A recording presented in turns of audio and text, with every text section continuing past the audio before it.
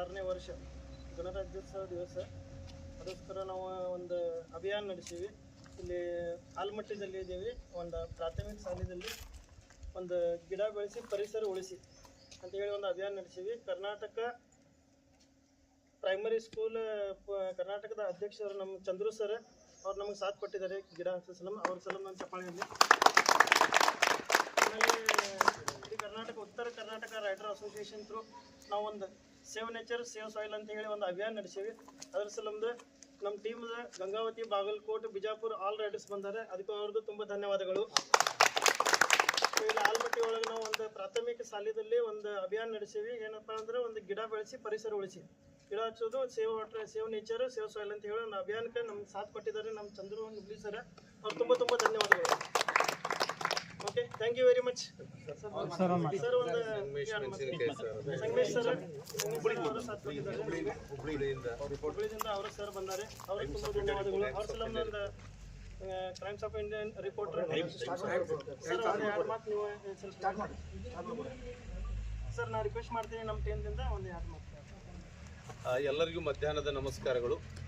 ಏನು ಉತ್ತರ ಕರ್ನಾಟಕದ bike Riders UK bike Riders association ವತಿಯಿಂದ ಒಂದು ಪರಿಸರ ಜಾಗೃತಿಯನ್ನು ಮೂಡಿಸಬೇಕು ಅಂತಕ್ಕಂಥ ದೃಷ್ಟಿಯಿಂದ ವಿಶೇಷವಾಗಿ ಇವತ್ತು 75ನೇ ಪ್ರಜಾ ರಾಜ್ಯೋತ್ಸವವನ್ನು ನಾವೇನು ಆಚರಣೆ ಮಾಡ್ತಾ ಇದ್ದೀವಿ. ಅದರ ನಿಮಿತ್ತವಾಗಿ ಸೇವ್ ನೇಚರ್ ಸೇವ್ ಸಾಯಿಲ್, ಪರಿಸರ ಉಳಿಸಿ ಪರಿಸರವನ್ನು ಬೆಳೆಸಬೇಕು ಅಂತಕ್ಕಂಥ ಉದ್ದೇಶವನ್ನು ಇಟ್ಟುಕೊಂಡು ಇವತ್ತು ಆಲಮಟ್ಟಿಗೆ ಉತ್ತರ ಕರ್ನಾಟಕದ ವಿವಿಧ ಜಿಲ್ಲೆಗಳಿಂದ ವಿಶೇಷವಾಗಿ ಯುವಕರು ಬೈಕ್ ರೈಡ್ ಮಾಡೋದು ಅಂತಂದ್ರೆ ಯುವಜನತೆಗೆ ಒಂದು ರೀತಿ ಕ್ರೇಜ್ ಇದ್ದ ಹಾಗೆ. ಅದು ಆ ಕ್ರೇಜ್ ಮಧ್ಯದಲ್ಲೂ ಕೂಡ ಪರಿಸರವನ್ನು ರಕ್ಷಿಸಬೇಕು ಅಂತಕ್ಕಂಥ ನಿಮ್ಮ ಕಳಕಳಿಗೆ ನಾವು ವಿಶೇಷವಾಗಿ ಇದು ಆಲಮಟ್ಟಿ ಹರ್ಡೇಕರ್ ಮಂಜಪ್ಪನವರ ಕರ್ಮಭೂಮಿ.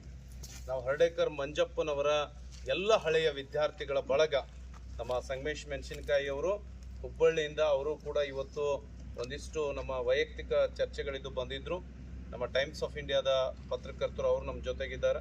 ಇನ್ನು ಚಂದ್ರಶೇಖರ್ ಕೋಳೇಕರ್ ಅವರು, ನಮ್ಮ ಅರವಿಂದ್ ತಲಿಮಠ ಅಜ್ಜ ಅವರು, ಪರಶುರಾಮ್ ಭಂಡಾರಿ ಅವರು, ಆನಂದ್ ಹುಗಾರ್ ಅವರು, ನಮ್ಮ ಗಂಗಾಧರ್ ಹಿರೇಮಠರವರು, ತಾವು ಏನು ವಿಶಿಷ್ಟವಾದ ಕಾರ್ಯಕ್ರಮವನ್ನು ನಮಗೆ ಕೊಟ್ಟಿದ್ದೀರಿ ನೋಡ್ರಿ. ಇವತ್ತಿನ ಈ ಒಂದು ಬೆಳೀತಕ್ಕಂಥ ಸ್ಪರ್ಧಾತ್ಮಕ ಜಗತ್ತಿನಲ್ಲಿ ಒಂದು ಕಡೆ ಯುವಕರ ಮೇಲೆ ಕೆಟ್ಟ ಅಭಿಪ್ರಾಯಗಳದಾವ. ನೀವು ಯಾರು ಬೇಜಾರು ಮಾಡ್ಕೋಬಾರ್ದು.